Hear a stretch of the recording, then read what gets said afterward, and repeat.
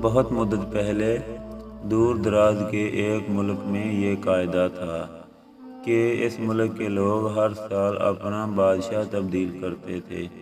جو بھی بادشاہ بنتا وہ ایک عہد نامے پر دستخط کرتا کہ اس کی حکومت کا 1 سال مکمل ہونے کے بعد وہ اس عہدے سے دستبردار ہو جائے گا اور اسے ایک دور دراز جزیرے پر چھوڑ دیا جائے گا جہاں سے وہ کبھی واپس نہیں آ سکے گا۔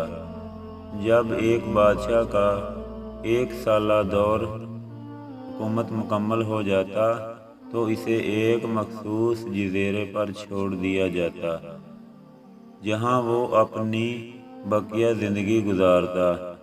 اس موقع پر اس بادشاہ کو بہترین لباس پہنایا جاتا اور ہاتھی پر بٹھا کر اسے پورے ملک کا الوداعی سفر کروایا جاتا جہاں وہ سب لوگوں کو آخری بار خیر باد کہتا۔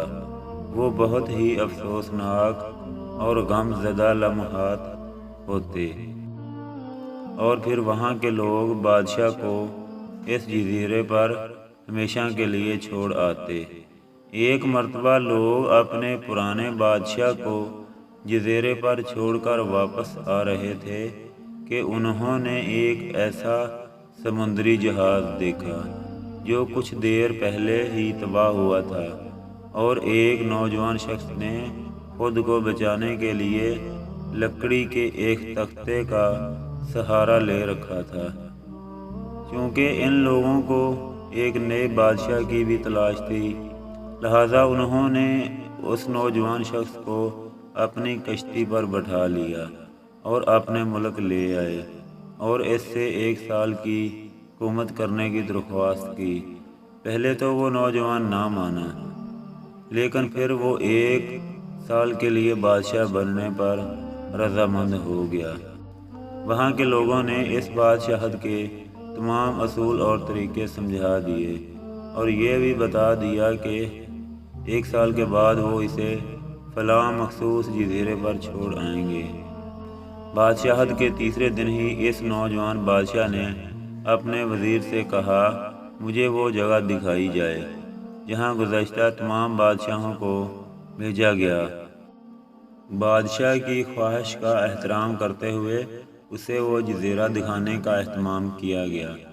وہ جزیرہ مکمل طور پر جنگل تھا اور جنگلی جانور سے بھرا ہوا تھا۔ ان جانوروں کی آوازیں جزیرے کے باہر تک سنائی دے رہی تھیں۔ بادشاہ جائزہ لینے کے لیے تھوڑا سا جنگل کے اندر گیا اور وہاں اس کے پچھلے تمام بادشاہ کے ڈھانچے پڑے نظر آئے۔ وہ سمجھ گیا کہ بہت جلد اس کا بھی یہی حال ہوگا اور جنگلی جانور اس کو چیر پھاڑ کر کھا جائیں گے۔ ملک واپس پہنچ کر بادشاہ نے مضبوط توانا جسم کے 100 مزدور اکٹھے کیے اور ان سب کو اس جزیرے پر لے گیا اور حکم دیا کہ جنگل کو 1 ماہ میں مکمل طور پر صاف کر دیا جائے، تمام خطرناک جانوروں کو مار دیا جائے اور سب فالتو درخت کاٹ دیے جائیں۔ وہ ہر ماہ خود جزیرے کا دورہ کرتا اور کام کی خود نگرانی بھی کرتا۔ پہلے مہینے میں ہی تمام خطرناک جانوروں کو مار دیا گیا اور پھر بہت سے درخت بھی کاٹ دیے گئے۔ دوسرے ماہ تک جزیرہ مکمل طور پر صاف ہو چکا تھا۔ اب بادشاہ نے مزدوروں کو حکم دیا کہ مختلف مقامات پر خوبصورت باغات تعمیر کیے جائیں۔ وہ اپنے ساتھ مختلف پالتو جانور مثلاً مرغیاں، گائے، بھینسیں، بطخیں اور بھیڑیں وغیرہ بھی جزیرے میں منتقل کرتا رہا۔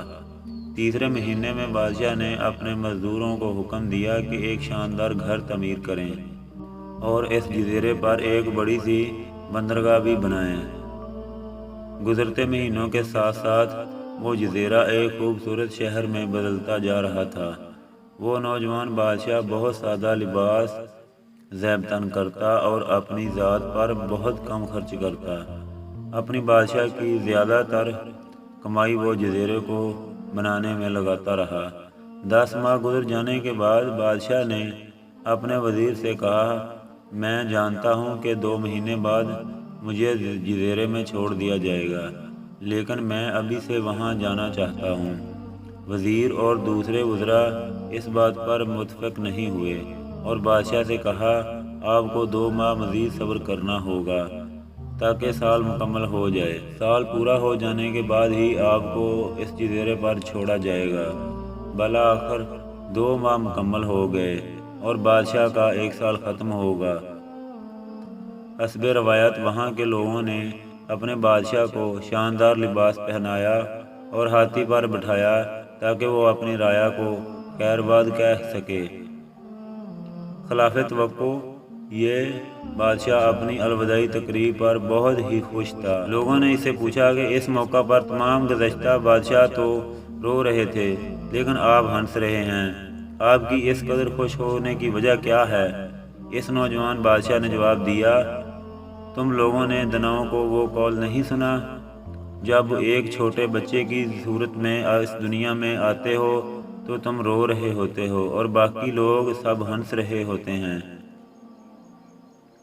ایسی زندگی جیو کہ جب تم مرو تو تم ہنس رہے ہو اور باقی دنیا رو رہی ہو، اور میں نے بھی ایسی زندگی گزاری ہے۔ جس وقت تمام بادشاہ محل کی رنگینیوں میں کھوئے ہوئے ہوتے تھے تو میں اس وقت اپنے مستقبل کے بارے میں سوچتا تھا اور اس کے لیے لائحہ عمل تیار کرتا تھا۔ میں نے اب اس جزیرے کو ایک ایسی خوبصورت قیامگاہ میں تبدیل کر دیا ہے